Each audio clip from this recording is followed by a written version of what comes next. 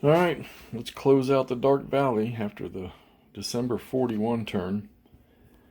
All right, so lesson learned, you've got to be extremely aggressive with the Axis if you want to get 28 victory points before 1942 sets in.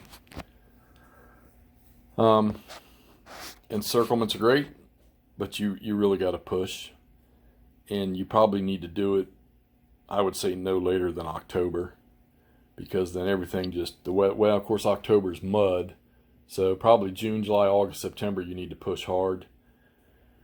And then in November and December, if you just need maybe one, or you're near something that you can take, you might be able to do it.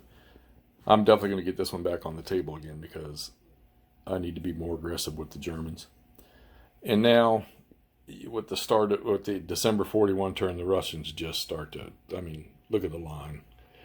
And with the Germans, the Axis only getting one move and one combat for the December 41 turn. Of course, the way you draw them, so is how it affects things. And you need to be right in the Russians' faces when you get a chit draw that's like that, so that you can, maybe, if you draw the combat chit, you can fight. And then you draw the move chit, maybe there's a hole to move through. But the Russians are already starting to become overwhelming. As you can see, no more progression made. The Russians got into a solid defensive line. The Stavka and Zhukov chits got used. Right behind their move combat were the first two. So they were able to strengthen up, and there's just no way the Axis can get through and take any of these other points. So that's going to end this at 25 victory points for the Axis. And I know next time I start this thing up, it's going to be push hard and fast. I thought initially I was, but then I started to slow down with the panzer groups. And then, of course, all of a sudden you don't get that chit draw on them anymore.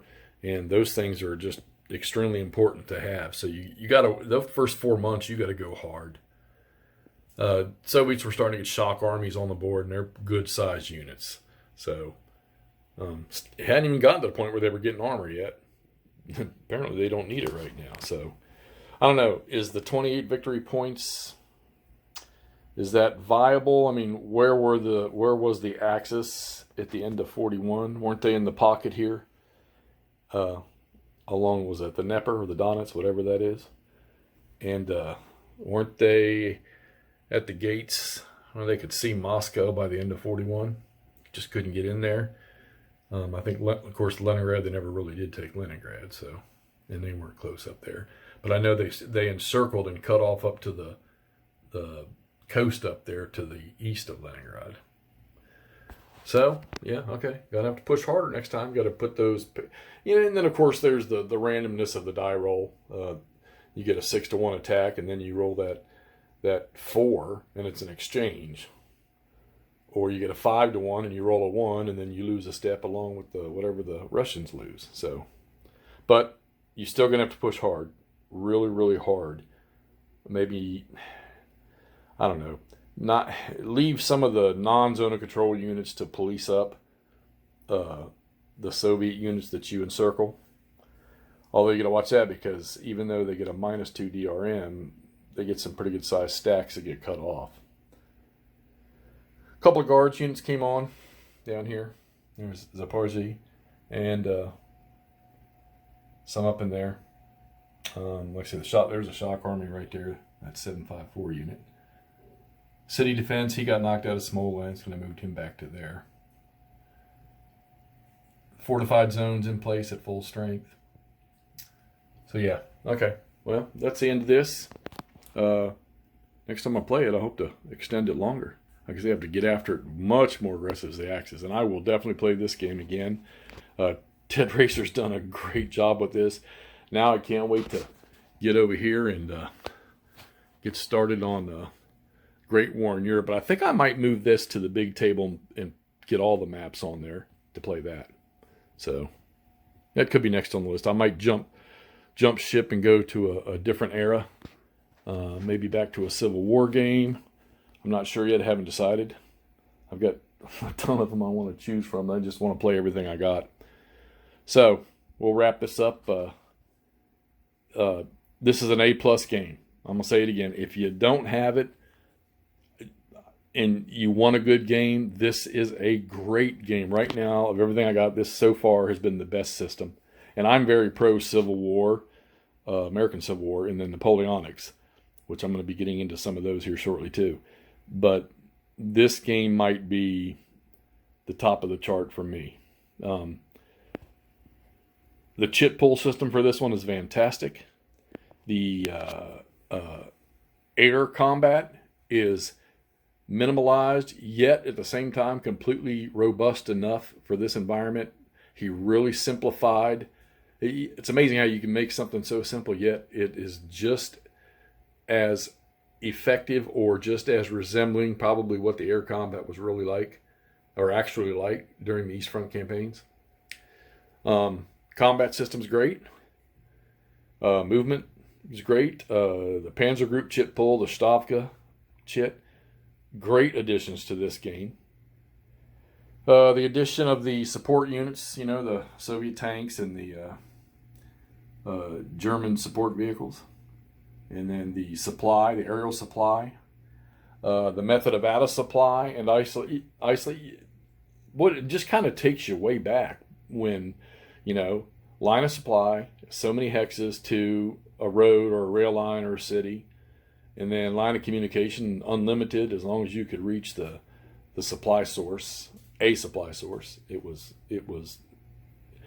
a couple times I've with these guys down here trying to make sure that I had it right, because the line of communications can go pretty much any direction. So, but very simple system. The most intricate part of this is remembering when to, and they got a chart for everything. Remembering when to pull units off the line. Remembering what units go in the Stavka reserve box. You couldn't have made this any more simpler and fun to play. If you actually sat down and played this game and didn't get up and started playing, you could roll through the first year in your first sitting if you just grind it out, because other than the move chit and the combat chit for each side, because that allows you to move everything or combat with everything, pulling the Panzer chit or using the Stavka chit, you're just dealing with isolated units, or not isolated as in the sense of out of supply type isolated, but just a certain section of units that are within range of that headquarters or whatever are the only ones that can move in combat. Some of the intricate rules to that is, I think later in the game, the units that come in on the Stavka, one of the Stavka chits, either with Zhukov or the Stavka headquarters, I think they have to move. The first movement hex has to be within 2 of a I don't know, I can't remember if it's an enemy combat unit or a friendly combat unit, but that would be something that I'm sure I would miss when I got to that point, if I ever get to that point. I think the next thing I may do is I might try the case blue setup and see how that rolls. But like I say, great game. Just of all the World War II games I've had over the years, right now this one, and I love the big tactical games like Wacht am Rhein, things like that. I love those things. Highway to the Reich, I loved that game. Wish I'd have never sold that one. I'll have to look for that again, I guess. But yeah, this will definitely go on the table again. This will go to my top shelf. This is an A+ game for me. So, like I say, if you enjoyed me only lasting 1 year, hey, click like. If you want to keep up with what I'm doing, click subscribe and notify, and you'll get updates every time I do a review or a playthrough. All right, everybody. It's been fun. Love this game. Get it. Go out and get it. Get it on GMT. Order the deluxe edition. It's marvelous. Thanks.